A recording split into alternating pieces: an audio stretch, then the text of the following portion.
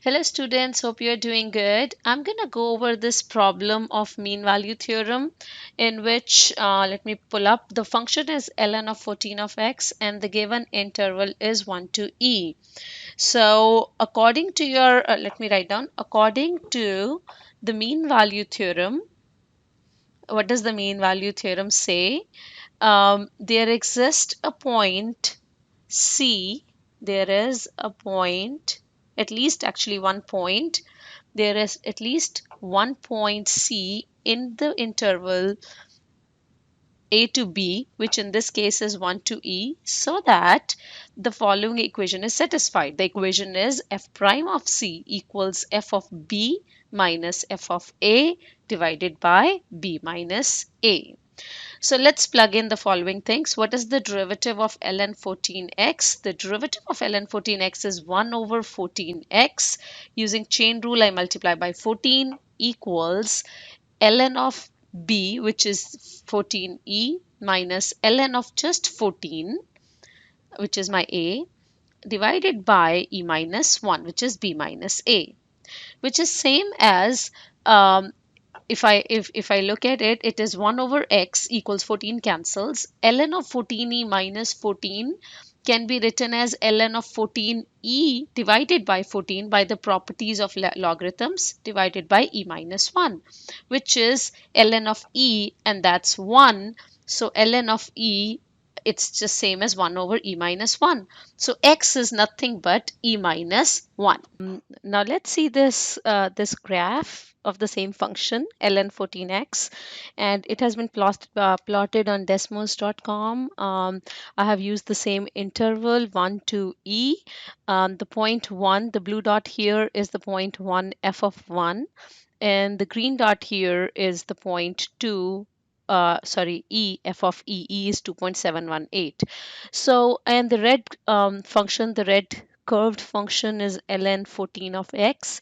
The question was, what's the find the point in between 1 x equals 1 and x equals e, that's for which the instantaneous rate of change at that particular point is same as the average change between x equals e, between x equals e and x equals 1, right? So the average change is, so basically what we are looking for here is, if you remember from the previous slides, that we found that the point is x equals e minus 1, right?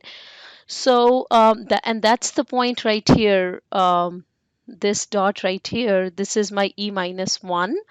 So the instantaneous rate of change, the mean value theorem is f prime of c. So f prime of c equals fb minus f of a over b minus of a. So what this signifies is that the instantaneous rate of change at this point, the instantaneous rate of change or the derivative or the slope of the tangent is same as the average change between the two endpoints, right? So it means the average change between the 2 points, if I draw a secant line between the two, as you can see, I have drawn this blue line, beautiful line here. The slope of this secant line is should be the same as the slope of the tangent line at the point C, the point C which I found, and that's e minus 1 in this case. So as you can see, I have drawn the two lines, the tangent line at e minus 1 and the secant line, and you can see the both are parallel. So f prime c is the slope of the tangent line, right? And the the other side is the slope of, this is the slope of the secant line joining, I mean, that's another way to see your mean value theorem for the derivatives. This is the slope, the right side is the slope of the secant line joining your two endpoints, which are in this case 1 f of 1 and e f of e, right? So the two slopes are the same. If slopes are the same, the lines have to be parallel. Now on the left side, if you can see on this on this table right here, I have actually written the equation of the lines, the two lines. The first one, again, I have used the same equation we have used so many times now for finding the equation of the tangent, which is the point slope form. Y minus y1 equals mx minus x1. Now, for both of these lines, I'm using this one. Now, for let's say, for example, I'm doing the first one, which is the blue line, which is the line joining the two endpoints. For that particular line, I can choose, I have given two endpoints. I can take any of those endpoints. I have taken the one f of 1 here because x1 is 1, y1 is f of 1. And I'm calculating the slope, which is f of e minus f of 1, the rate of change, y2 minus y1 over x2 minus x1. And that clearly gives me the secant line joining the 2 points. Now for the second one, I know the point C, which is my e minus 1. So x1 is e minus 1 and y1 is f of e minus 1. And the slope right here, which is my m. So the slope of the tangent, if you remember, this is my f prime at the point C. Now f of x, if you remember, this is my ln of 14 of x.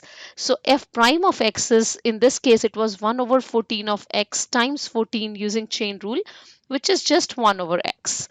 So the slope formula is given by just the reciprocal function. I plug in e minus 1. So it gives me 1 over e minus 1. Both of the lines have the same slope, which is the reciprocal of e minus 1. So if I plot this, I get the second line, this tangent line at the point e minus 1. This is my e minus 1, f of e minus 1 right here. So hope you understand this, and let me know if you have any other question. Take care. Bye.